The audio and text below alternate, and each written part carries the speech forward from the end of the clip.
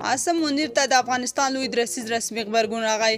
وایي هوایي خبرې مه کوه، که دومره تکړه د خپلو خلکو امنیت ټینګ کړه. زموږ د اتلولۍ کیسې ټولې نړۍ ته معلومې دي. جزئیات همدلته وګورئ، چینل هم سبسکرایب کړئ.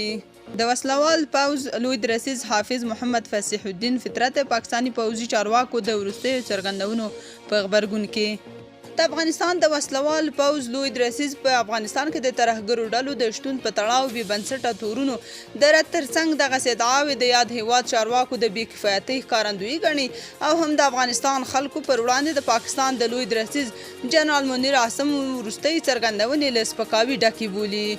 ښاغلی منیر چې د خپل هیواد د یوه وګړي خوندیتوب د افغانستان د ټولو خلکو له ژوند څخه مهم ګڼي، په حقیقت کې د یو مسلمان ملت د ارزښتونو سپکاوی دی، په داسې حال کې چې دوی نشي کولای د خپلو هیوادوالو امنیت تامین کړي او د خپلو نیمګړتیاوو پړه پر نورو ور واچوي.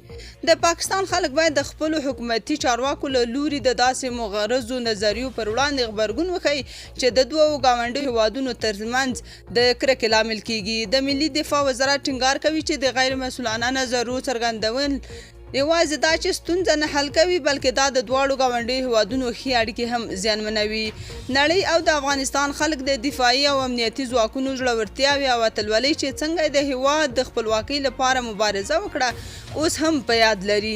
تر دې وړاندې طالب فعالانو هم پاکستان ته د پیغور په ډول ویلي و چې که دومره د خپلو خلکو غم در سره دی نو ولې مو زرګونه پښتانه او بلوچان ورک کړي. عام افغانانو هم د طالبانو یاد دریځ ستایلی او وایي طالب مشران باید نور پاکستان ته د دوست نه بلکې د دښمن په سترګه وګوري.